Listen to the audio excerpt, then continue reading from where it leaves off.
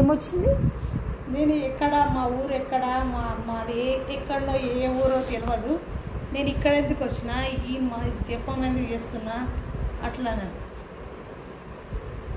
గురువు పూజ దగ్గర నేను ఎందుకు కూర్చున్నా, మా ఊరు దూరము. నిన్ను రప్పించింది నీది, నీ సత్కర్మలు నిన్ను ఇక్కడ వరకు రప్పించినాయి. సత్కర్మలు రప్పించినాయి కాబట్టి నువ్వు గురువును వందినావు, సాధన చేస్తున్నావు, గురు పూజలు అంటే ఇష్టపడుతున్నావు. గురువులు ఎక్కడ ఉన్నా, ఎంతమంది గురువులను చూసినా నువ్వు భక్తి భావంతో ఉంటున్నావు. గురువులను చూడంగానే నీకు ఒక తెలవని ఒక భావన ఏర్పడుతుంది. అదే అంటున్నా, నేను ఎవరు, నేను ఎట్లా వచ్చినా, ఏం చేస్తున్నా, మళ్ళీ వెళ్ళిపోతున్నాం. ఎట్లా మళ్ళీ తీసుకొని పోతున్నాం. మీ ఊరు నుంచి వచ్చినావు తెలియకుండా, అవును, ఇక్కడ వచ్చినావు, ఉన్నావు, కొన్ని రోజులు బతికినా అనుకోకుండా గురువు పరిచయం అయిండు, బోధ తీసుకున్నా. గురువులు అంటే ఇష్టము. ఎందుకు అట్లా భక్తి? ఎందుకంటే రుణానుబంధ రూపైన పశుపత్ని సుతాలయ, ఏదైనా రుణానుబంధంతో గురువైనా సరే ఒక కారణం చేతనే గురువు దొరుకుతాడు. దేనికి? మోక్షాపేక్ష ఉన్నోళ్ళకి మాత్రమే. నేనేంటి, ఇదంతా సృష్టి ఏంది, ఈ భగవంతుడు ఎవరు, ఇదంతా ఏంటిది అని ప్రశ్న వస్తుంది చూడు. ఆ ప్రశ్న ఎవరికైతే వస్తుందో వాళ్ళకి తప్పకుండా గురువు ఇట్లా వస్తాడు, గురువు ఇట్లా దొరుకుతాడు. గురువు దొరికి ఆ ప్రశ్నకు సమాధానం చూపిస్తాడు. గురువు దొరుకుతాడు. ఇప్పుడు ఇంత గురువులను ఎవరు పట్టించుకుంటారు అంటే, నేను ఎట్లా అట్లా గురువు దగ్గరైనా మా వాళ్ళకి ఎవరు తెలియదు గురువులు అంటే ఏంటి, ఎవరు తెలియదు. అట్లా అదే అమ్మా, నా ఒక్కదానికి అనిపించింది. బహునాన్ జన్మనామంతే జ్ఞానవాన్ ప్రపత్తి. అంటే నువ్వు మంచి మంచి అనేక జన్మల పుణ్య ఫలితం నీ దగ్గర ఉంది కాబట్టి నువ్వు పుట్టినవు. నీ కర్మ అంటే రెండు ఉంటాయి ఫలితాలు. ఏంది? మంచి కర్మ చేసుకుంటే మంచి, చెడు కర్మ చేసుకుంటే చెడు. అట్లా నువ్వు రెండుటితో వచ్చినావు. కొన్ని మంచి చేసినట్టున్నావు, అందుకని గురువు లభించిండు. కొన్ని చేయకూడనే చేసినట్టున్నాం పూర్వజన్మల, అందుకే మళ్ళీ పుట్టినాం. మళ్ళీ పుట్టి ఇవన్నీ సాంసారికం బంధాలలో ఉన్నాం. ఇవన్నీ ఉన్నాయి. ఇవన్నీ అప్పుడప్పుడు బాధిస్తుంటాయి. ఇప్పుడు మనకు బాధలు కలుగుతున్నాయి, భగవంతుని పట్టుకోగలుగుతాం. సర్వసుఖాలు ఉంటాయి, మనం దేని మీద వ్యామోహం ఉండదు, సుఖాలలోనే వాడి మునిగి తెలుతుంటాం. మనకు జ్ఞానం కావాలంటే మన పక్కన మనకు దృష్టి నిలబడాలంటే, ఇప్పుడు చూడు, ఒక సువ్వ షాకు ఇక్కడ ఇక్కడ ఇక్కడ చుట్టూ కుచ్చుతురు, కొంచెం గదులతో కుచ్చుకుంటాయి అవి షాకులు అన్నట్టున్నాం.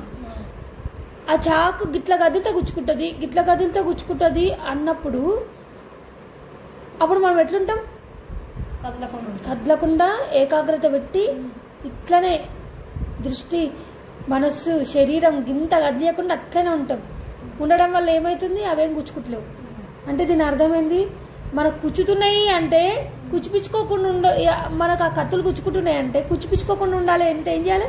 కదలకుండా ఉండాలంటే బంధాలు బాధిస్తుంటే ఆ బంధాలలో పడకుండా ఉండాలి. దేని మీద పెట్టాలి దృష్టి? భగవంతుని మీద పెట్టాలి. అప్పుడు భగవంతుని మీద పెడితే ఈ కూర్చున్నా బాధ అనిపించదు. అట్లా అందుకనే నువ్వు పూర్వజన్మ సుకృతంతో వచ్చి ఉంటావు. నువ్వు తెలుసుకున్నానని ఇది ఏమంటారు, తెలుసుకునే యోగం నీకుంది. బ్రహ్మ విద్యని అభ్యసించే యోగం నీకుంది. అదే అంటున్నా, మేము ఎక్కడ, మా ఊరు అక్కడ వనపర్తి. నేను ఎట్లా వచ్చినా, శంకరపల్లి వచ్చినా, గురువులు అంటే ఎందుకు అంత భక్తి? అదే అట్లానే. మీ ఇంట్లో ఎవరికి లేదు, నీకే లేదు, నాకే ఉంది. అదే అమ్మా, ఎవరు చేసుకున్న కర్మకు వారే బాధ్యులు కదా. నీవు ఎట్లా వచ్చినావంటే నీ మంచి పనుల వల్ల నీకు మోక్షాపేక్ష ఉండే, నువ్వు సగం చేసుకొని ఉంటివి, దాన్ని ఫుల్ఫిల్ చేసుకొనికి వచ్చినావు. ఇప్పుడు పూర్తి చేసుకొని పరిపూర్ణం చేసుకొనికి వచ్చినావు.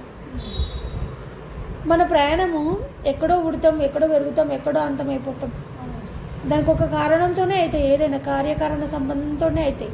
అదే మేము అదే అక్కడ నుంచి వచ్చినాము, ఇక్కడ బతకనికి వచ్చినాము, పనికి వచ్చినాము. మళ్ళీ అదే మంత్ర గురువు దొరికిండు, మంత్రం చేసినాం. గురువులు అంటే అందరు భక్తి ఎక్కువ.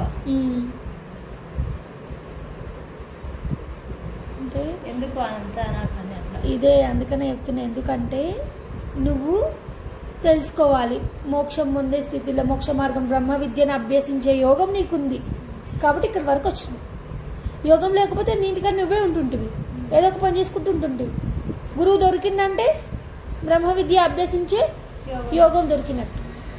దాన్ని గట్టిగా పట్టుకున్నావు అనుకో, ముక్తుడైపోతుంది, జన్మరాహిత్యం అయిపోతుంది. అంటే నేను ఈ శరీరాన్ని కాదు, శరీరంలో ఉన్న ఒక అశరీరం ఉంది, కనిపించింది ఉంది, ఒక శక్తి ఉంది, ఒక చైతన్యం ఉంది, ఒక పరబ్రహ్మ ఉంది, దాన్ని చూసుకొని అదే నేను, ఈ శరీరం కాదు అని ఎప్పుడు మనకి జ్ఞానం వస్తుందో తర్వాత మనకి ఈ బంధాలలో ఈ శరీరం లోపల వచ్చి మళ్ళీ పడం ఇంకా. ఎందుకంటే మనం అదని తెలుసుకొని అలాగనే ఉండిపోతాం కదా.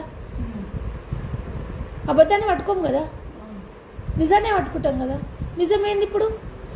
నేను శరీరాన్ని కాదు, నేనెవరు? ఆత్మని, పరమాత్మని. ఈ ఆత్మే పరమాత్మ నుంచి వచ్చింది అంటే నేనెవరు? పరమాత్మ. మరి నాకు శరీరం ఎక్కడుంది? విశ్వం మొత్తం అదే ఉంది, ములుగుచ్చే సందు లేకుండా. సర్వవ్యాపకమై ఉంది, సర్వంతర్యామి, అన్నిట్లా అదే ఉంది. అన్నిట్లా అదే ఉన్నప్పుడు, నా లోపల అదే ఉన్నప్పుడు అదే నేను కదా. మరి నాకు ఎక్కడ ఉన్నాయి పుట్టుక సావులు?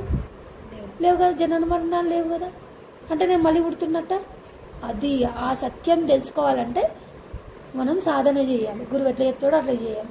చేస్తేనే ఆ సాధన చేస్తూ ఉంటే మనకి ఆల్రెడీ జ్ఞాన గ్రంథి ఓపెన్ అవుతుంది, ఆ జ్ఞానం వస్తుంది. ఆ జ్ఞానం ద్వారా విచక్షణతోటి విచారణ చేసుకుంటూ జ్ఞానం పెంచుకుంటూ ఇది గింతే నాను, ఇది తుచ్చం, ఇదంతా భ్రమే, నాకు అనిపిస్తుంది, ఏది చూసినా ఇది కాదు. దృఢ నిశ్చయంకి వస్తాం ఒకరోజు. భగవంతుడిని పట్టుకున్నవాడికి ఎప్పుడూ అపజయం ఉండదు, జయమే ఉంటుంది. ఏం జయం అది? అఖండ జయం. మనం బ్రహ్మంలో ఐక్యమైపోతాం అంతే, సాధన కరెక్ట్ చేస్తే. నువ్వు ఎవరో పొగడాలి, ఎవరో మనల్ని మెచ్చుకోవాలని కాదు. ఉద్ధరేదాత్మ ఆత్మనం. మనల్ని మనం వచ్చినాం, శరీరంతో ఉన్నా అని భ్రమ లోపల ఉన్న ఆ భ్రమ తొలగాలి. మనకి భ్రమ తొలగాలంటే తొలగించేటోడు కావాలి, గురువు కావాలి. అరే నువ్వు భ్రమ పడుతున్నావు అంటే రోగం వచ్చింది, నాకు ఈ రోగం వచ్చింది అంటే ఎవరు? డాక్టర్ కావాలి. డాక్టర్ మందేస్తే, గురువు ఉపదేశం చేస్తే సాధనే. అంటే డాక్టర్ ఇచ్చిన మందులు మనం వేసుకుంటుంటేనే కదా రోగం పోతాయి. అదే గురువు చెప్పిన సాధన సిద్ధాంతాలు ఉన్నాయి కదా, సాధన ఇట్లా చేయు, ఇట్లా తెలుసుకోబెట్ట, ఇట్లా ఇదంతా ఇట్లా అని గురువు వివరంగా చెప్తుంటాడు. అవన్నీ వింటుంటే మనకి ఇదంతా అవును కదా, అదే నేను ఇన్ని రోజులు ఇదే నిజం అనుకుంటే కదా అనిపిస్తుంది.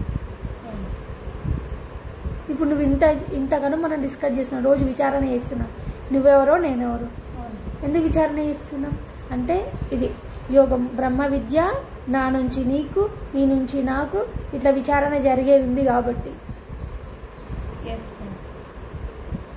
అట్లా ఇంత మంచి మిస్ చేసుకోవద్దు.